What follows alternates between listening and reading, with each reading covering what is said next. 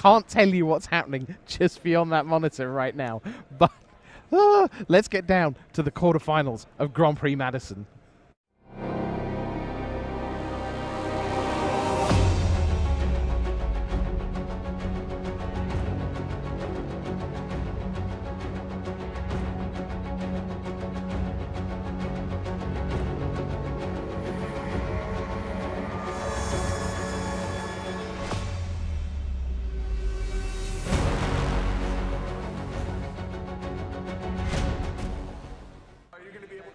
Hello everyone and welcome to the quarterfinals of Grand Prix Madison 2015.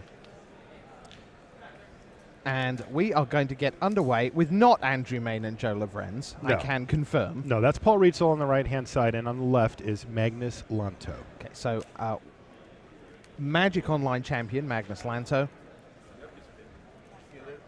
Ritzel, what is that? Ritzel is actually eating food during the quarterfinal. Who does that? Who works while they're eating?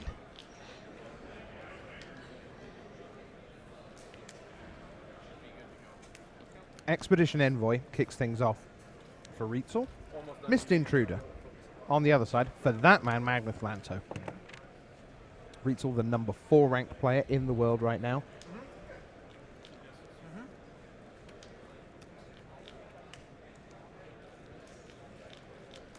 And Lanto will pile in with Missed Intruder against this 2-1 from Ritzel. Plains and Forest so far, Marshall. That's the beginning of the story. I heard something about Rolling Thunder. Right, so he is actually Paul. So Paul kind of dipped around a little bit in the draft. He moved. He picked up some black cards in there. There's even a few blue cards in his pool. He didn't end up playing those. He is Naya colors with one extra color. He's got blue. You can see it right there with the Prairie Stream. He's not actually casting any blue spells with that card, though. All right. He's just using it as a sort of. Is it a converge? It's an incidental converge card, exactly.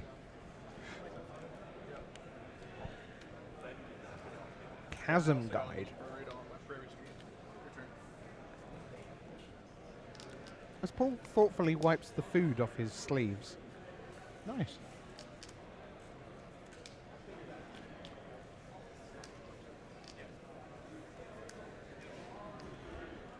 So Lanto, with not much having happened in game 1, is down to 11.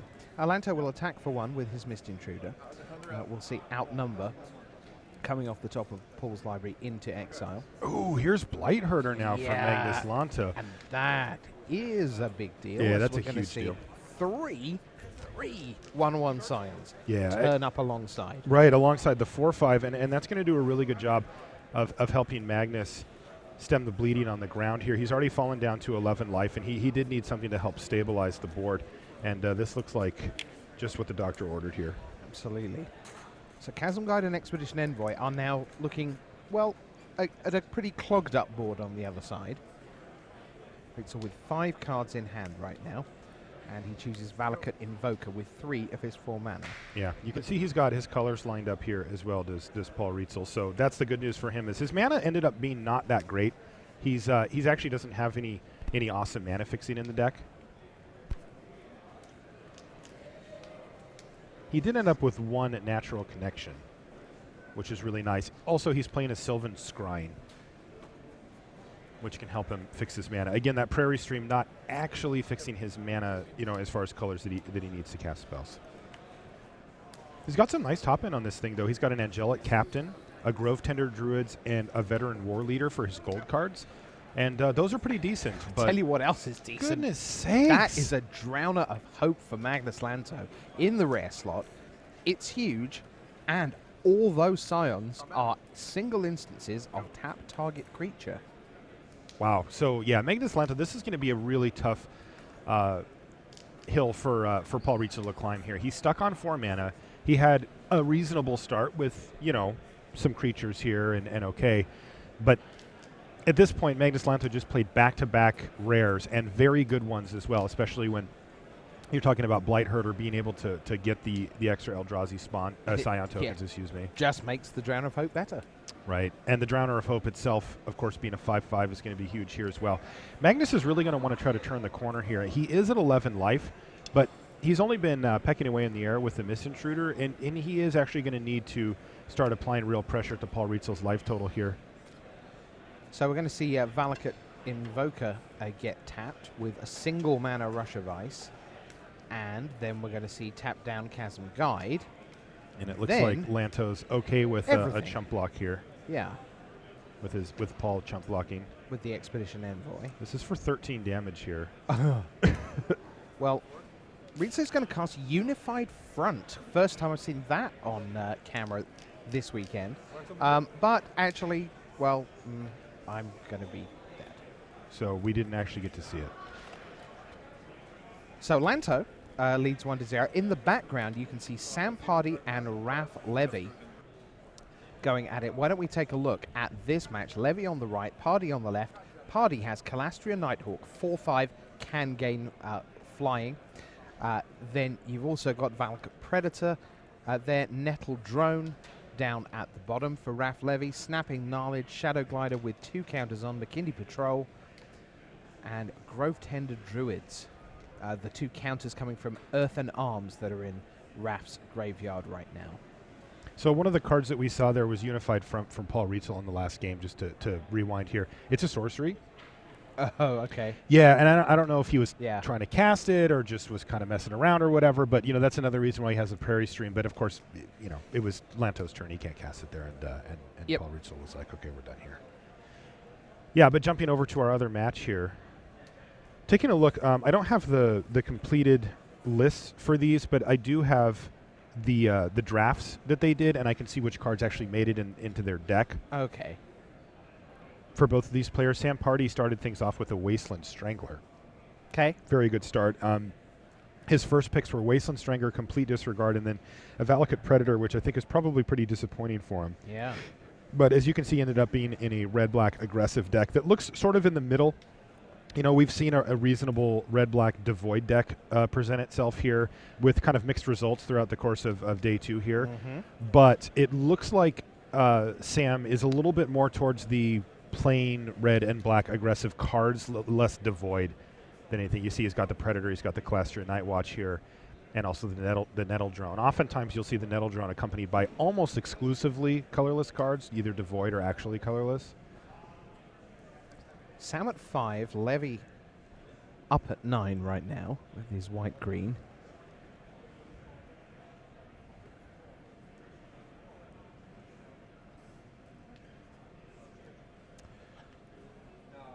And Levy trying to present Sam Party with some very difficult choices.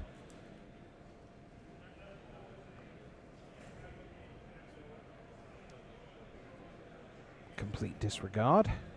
Wow, I just noticed something else. Trade. Mm-hmm. So, for those of you that were watching the draft earlier today, you will have seen Paul Rietzl open a Dragon Master Outcast. Right. But also a Rolling Thunder, which he took. Yes. And he shipped it along. Yep, and Lorenz didn't take it. No. And Jeremy Desani didn't take it. And Raf Levy took it.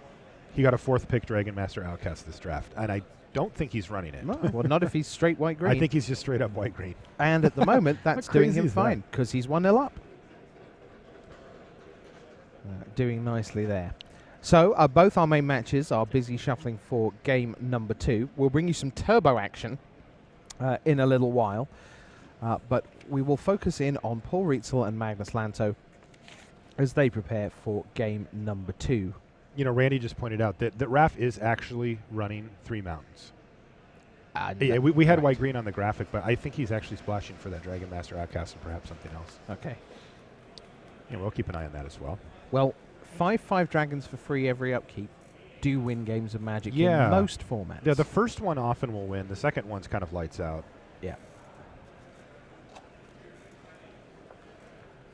So,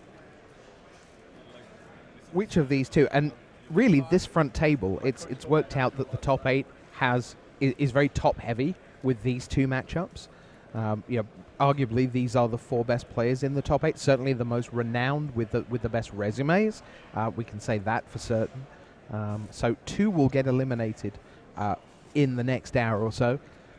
And maybe that leaves the way clear for someone like John Graham, the number 1 seed, for example, on the other side of the tables. Now, is John the one that it's his first GP? That's Lovren's. That's Joe gotcha. Lovren's, I think.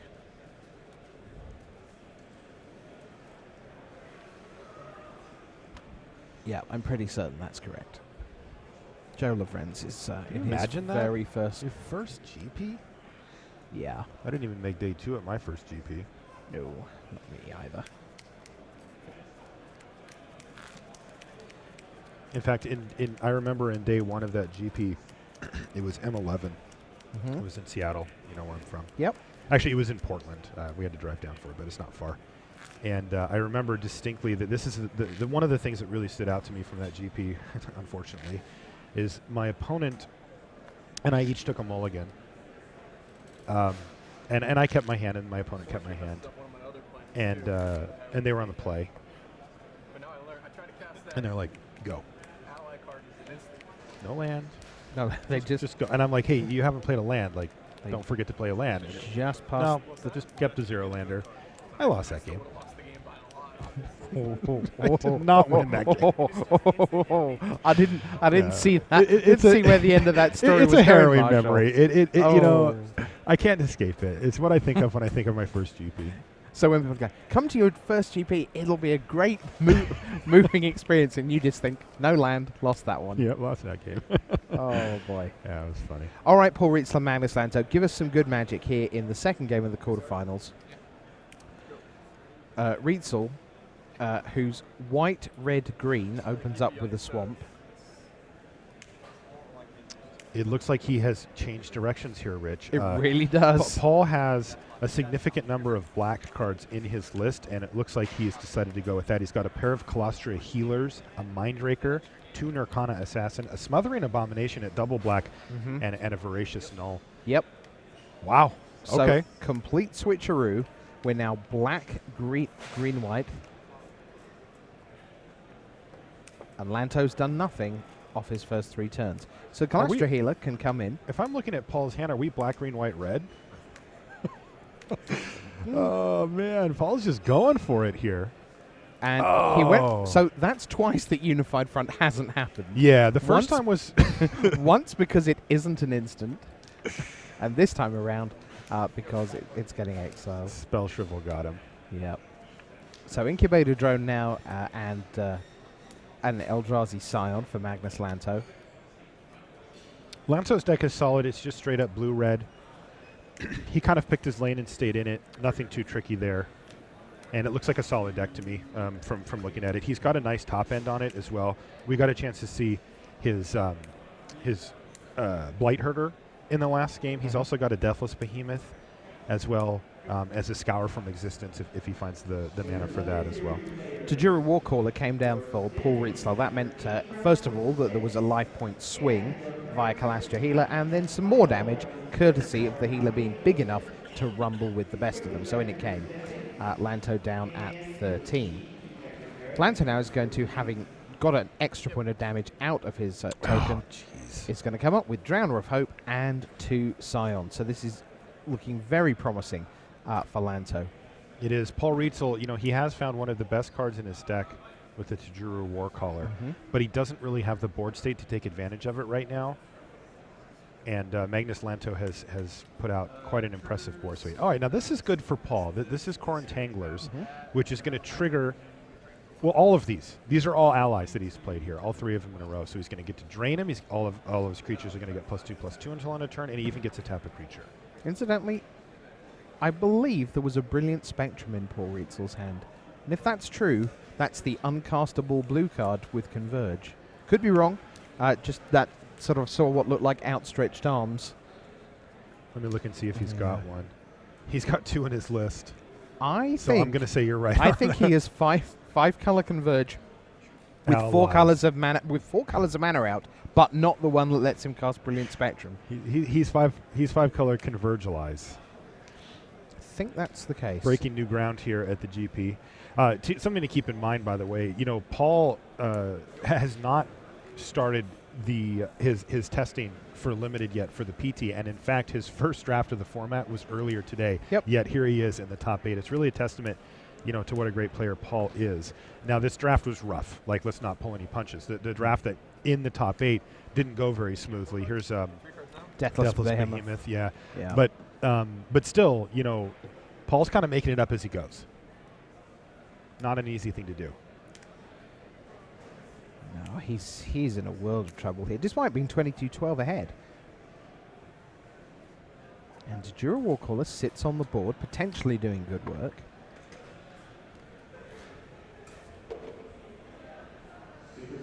Two mana.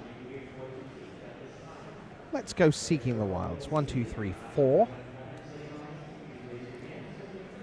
And Paul leans back just a little bit too far.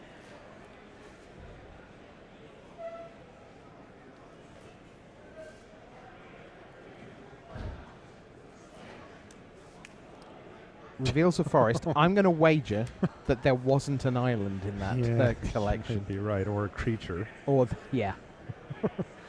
Wow, that must have been a heck of a pile that Paul saw on from the top of his library there to come up with a forest after all that. 4 forests. I don't think it was that. Laser Plains passes the turn. Kind of interesting that he's playing out his lands here.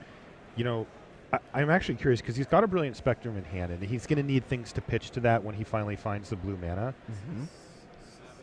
I'm trying to think of reasons why he might be playing every land out of his hand, and I've thought of one. Like, is it Rolling Thunder? No. He drafted an Ulamog. So he might be trying to get to 10. Look, anything goes. Look at what he's got on the battlefield right now. Okay. Valakut Invoker for Magnus Lantto. Was that a Grove Tender Druid? I believe it is, yes.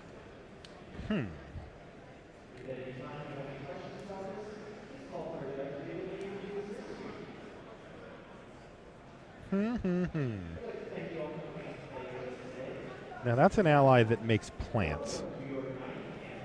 It doesn't feel like Paul has a line. Plants. Oh, sorry. Right. Plants. So vulgar. Yeah. Plants. What is that? I didn't think about it. You just say it.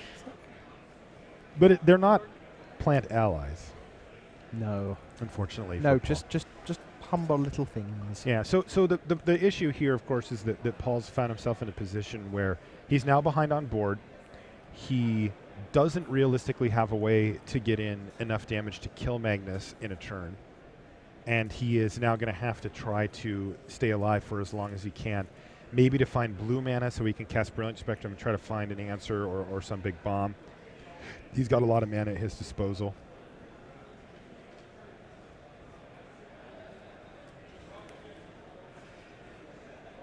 There's that Grove Tender Druids we saw earlier, Rich.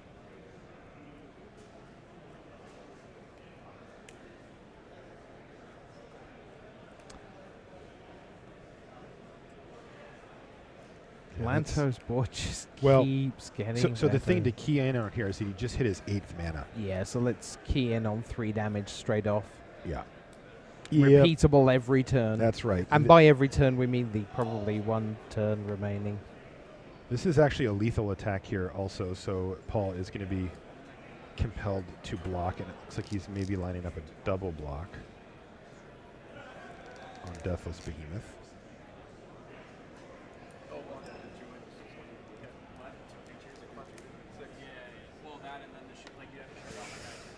Yeah, we could be looking at just 1 turn left here for Ritzel. Yes. There we go. Yeah, he finds a land.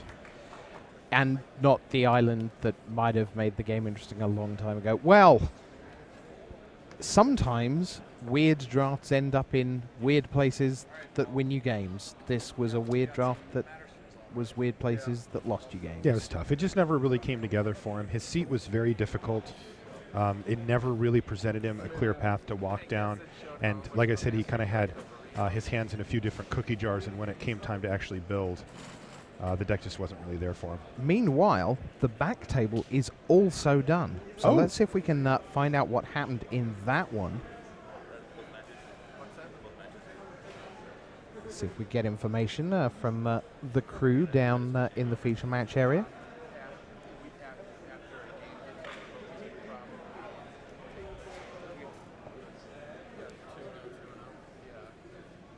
So we will see what else we can bring you as our quarterfinals continue here.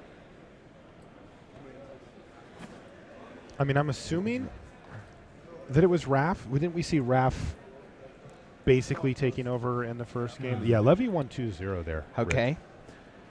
So he's onto the semis. Yep. And we will get a chance to take a look at our turbo match. So this is going to be John Graham against Jeremy Dizani.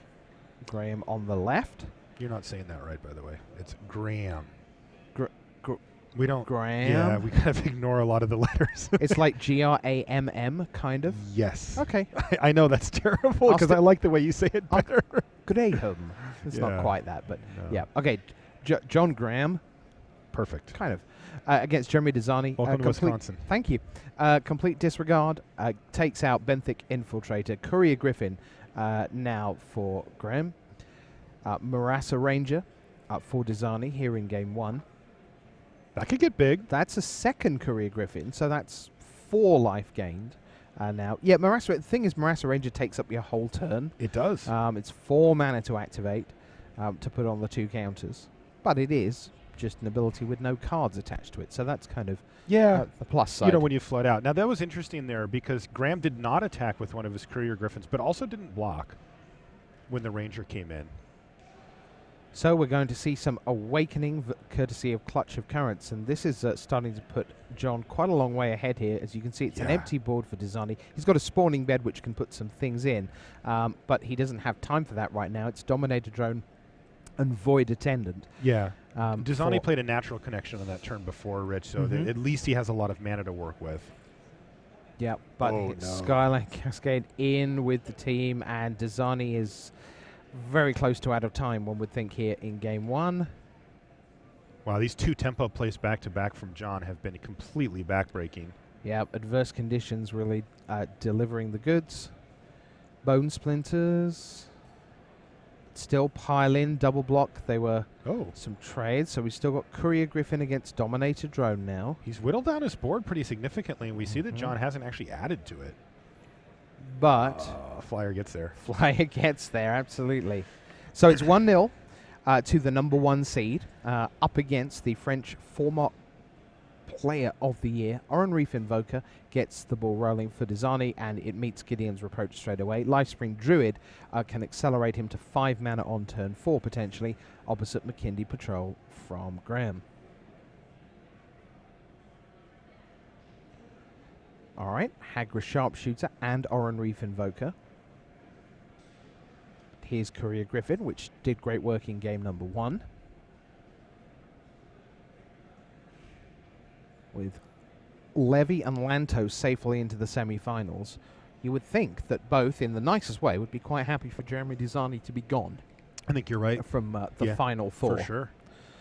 With all respect to JG, who is the number 1 seed coming into this after just a fantastic weekend. We saw him beat Reed Duke on camera earlier in the day, and he's really taken advantage. If you're going to beat the best, you might as well then kick on and get into the top 8, and he's doing well here.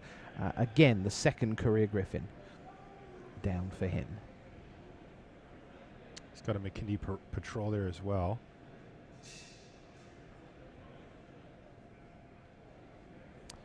Dizani would like to attack with the Oran Reef Invoker, and he's got up to 8 mana, so he just says, I'm going to hit you for 7. Trampling over. No blocks from Graham, who will send through the air for 4.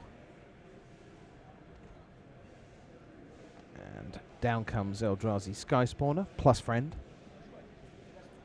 I'm not sure Eldrazi have friends, but I don't think they do. Companions? Yeah.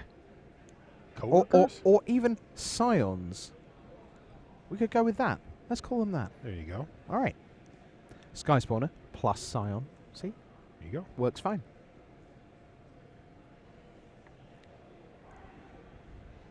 Darkness fell again briefly here in Madison, but we've seen the light, and Void Attendant is down. There's Bone Splinters from Dizani, but flying on the other side of the table still prevails. And Graham sends in for another 4 points of damage through the air. Hagra Sharpshooter giving things -1/-1 could be awkward, certainly for the Skyspawner. Dani will again send in the Oran Reef Invoker and pump. Gideon's Reproach kills it off. Dani tapped out. More significant attacking, double block. That's a 1-for-1 trade off the double block. But that is it, and John Graham just got there, and in real sort of traditional fashion of here's a little 2-1 flyer, here's a 2-3 flyer, here's another 2-3 flyer. Turn them sideways, stay alive a bit, take some damage, keep hitting you through the air. 4, 4. Okay, you killed 1, 2. All right. Well, if you remember right back at the start of the quarterfinals, we put up our graphics saying semi-finals, Joe Lovrens, Andrew Maine. Well, it turns out they're in the quarterfinals, and they are playing and they are live. It is 1-0 to Joe Lovrens. This is our final quarterfinal, if you're following me at home. I'm with you. Yeah, just as well. And this is Joe's first GP. GP. Not just GP top 8, first GP. So great job by him. Let's see, Halamar. It's remarkable. Yeah. I mean, just think about, the things you have to get through to get to a top 8 if you've played a bunch of them. Mm-hmm. If you haven't, you're still kind of figuring this all out as you go. Fathom Feeder, Halamar Tidecaller, Lifespring Druid. That's what's on the left-hand side of the board for Joe Lovrens. Andrew Maine has just cracked his Sanctum of Ugin to go and find himself a Breaker of Armies. That's quite a powerful card, Breaker of Armies. It's really, really strong. Right now, 2 mana from the Hedron Archive. 2, 3, 4, 5, 6, 7, 8. There's the Breaker of Armies. And I was going to show you Coastal Discovery, but instead I'm going to show you Ulamog's Nullifier. Wow, it looks like he's got a lot of food for that thing, too. That is the problem, of course, with Ulamog's Nullifier, is that it takes 2 cards to process here, which often you don't have, but no problem for Joe Lovrens. And what a blowout. Yep. Goodness sakes, he just got a 2-3 flying and kept his opponent off of a 10-8. A 10-8. Taunting Eldrazi. Wow, that was nasty. Mm-hmm. And the funny part about him accidentally showing the Coastal Discovery is that it's kind of rub-ins because he's just got all that more coming, Yeah. Wait, and is that an expedition I see there too, Rich? This guy's just got it all. You see that right there on the bottom? Uh-huh. Think it is. I think it's an expedition too, so Joe Lovrens just has it all here. Look at this. Having fun in Adventureland. I am jealous, deeply jealous of this man. He just got to Ulamog Nullify an 8-drop, no problem. He tapped his expedition so that he could use Coastal Discovery for full value. Yeah, Joe Lovrens, he's my kind of guy. Well, there's a reasonable chance you're going to see quite a bit more of him. Because through that play, he is now comfortably ahead. Don't forget, he's got that 4-4 forest up top. I got to say, you got to go for style points, though, and put the counters on the expedition, right? I'm not Is sure. that not how I'm not sure he would have got to the top 8 using that particular strategic aesthetic that you've just evinced. All right, Marshall. I mean, it's a theory. It's still a working theory. We've reached the evinced part of the weekend.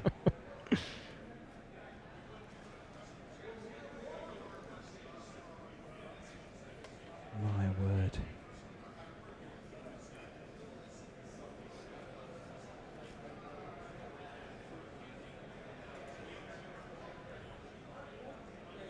Yeah, he looks way ahead on board here, too. Right. Andrew Maine's down to 8 life. And must win this game. Is this sacrifice Hedron Archive? Oh, no. 6 mana. Oh, okay. Serpentine Spike? Yes. Does that get him out of this? 4, 3, 2. Whoa.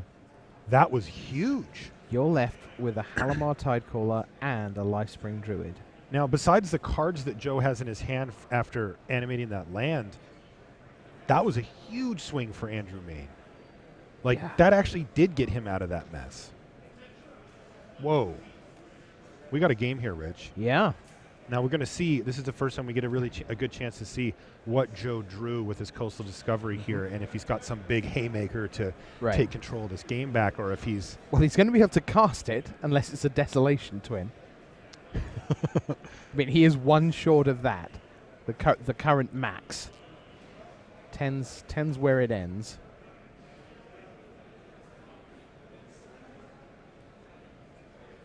I mean, can't we just go for Ulamog in that case? Yeah. You think even bigger, Rich. You got to go big. 20's bigger than 10. Yeah. That is. I mean, that is true. That is we're not going to argue that point. No. That's pretty deep philosophy if we're going to debate that one. Yeah. His Demon's Grasp like to take out your cruiser. Yeah, Cryptic Cruiser looks like he's going to go ahead and cash it in here. Also Andrew Maine has a lot of cards exiled from Joe Lavrentz's library. A lot of food there for processing.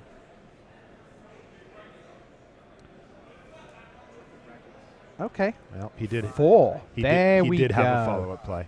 Yeah, that's a 4/4 flyer. Nice. Skyrider Elf. Big style. Wow. Yeah, I mean, we were wondering, what did he draw? What was it that was going to get him out of this mess? And now we see what it was. Joe Lavrentz takes the reins back, and he's got a 2-turn clock going on Andrew Maine, who now has to come up with something huge again. And he did. Tightening Coils. Tightening Coils is going to basically nullify it here. It's a -2. Is that a Bane of Balaged also? Is a Bane of Balaged. 7/5. Jeez. Forces the X. Wow, it's like an arm wrestling match. There's just like tug of war here. Neither player is willing to pass a turn without being firmly in the lead, yet every time they do, they end up being behind. Wow.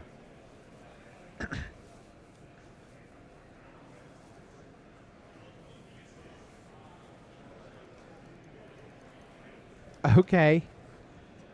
Now what's happening? Now he's about to make an utterly gigantic man that would have been a 5/5. Is that an but Ulamog spoiler? Yeah, it would have been a 5/5, but I'm going to make it as a 9/9, obviously. And the trend continues, Rich. We just can't get one player to pass a turn without playing a huge haymaker that gets him right back in the game. Yeah. But that is now a lethal threat, and we could see Bane of Balaged chump blocking at some point here. Time to cash in that archive.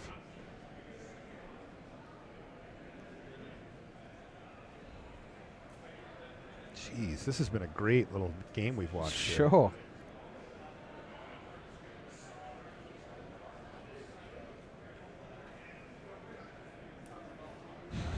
Merc Strider. Go away, 9/9. Now this is actually going to clear the way here for an attack with his Bane of Balaged, which is going to get that, we call it pseudo annihilator. He's going to have exile 2 cards here, which starts to add up when you're trying to cast cards like Ulamog's Despoiler. He's going to sacrifice his elf. We know that because that's just basically doing nothing, and a land here. Does he have enough to recast it? 1, 2, 3, 4, 5, 6, 7. Yeah, he does. I also want to make very clear this is not meant as a joke. It is getting increasingly hard for Joe Lavrentz to process. Yes. In the sense that if you just look at the top there in the middle, there are still plenty of cards in Lavrentz's exile pile for Maine to put back if he wants to process. But for Lavrentz, we can see a Scour from Existence. I think that may be the only one. And let's not forget that the Despoiler wants 2. Ah. You see? That's huge. Right. So it is, in that phrase, increasingly hard to process is a real thing here. Wow. This game has been fantastic, especially because if he plays it and can't process, then it does trade for the Bane of Balaged, but that's so much worse than just gobbling it up. Oh, this is interesting. Joe's going to go ahead and just get in there. Now, Joe, it looks like Joe's up a game here. Are you planning for game 3? Well, I was wondering if we were heading for a 3 or if this was, potentially Joe looking to close it out.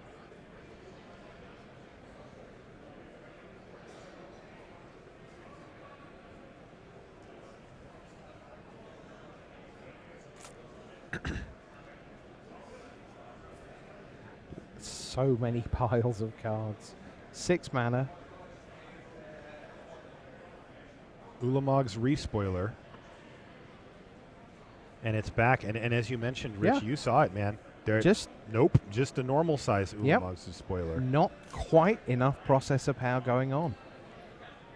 Another land there for Andrew Maine. He plays it first main phase here, which could give Joe a lot of information. Yeah, he's not going to be able to attack this time. Yeah. That's super interesting. That's super brutal. I mean, he doesn't need much, but he does not send it in. And there's Dampening Pulse for Joe. Joe's going to fall down to 4 life here. He's chump blocking the Despoiler, but he does have a Bane of Balaged online still. It's now 6 power. He needs to find something here, though. What a great game. And it has been. It could be a creature. Like, he could attack here, hit Joe down to 4, play a creature, block. Just passing the turn. Do it again. Oh, he's just passed the turn back. So, Joe, taking a look. 6 shows you Grip of Desolation, kills the Bane of Balaged, kills a land. Joe Lorenz is our 4th semi-finalist here at Grand Prix Madison. Congratulations to him. 2-0 to Joe Lorenz.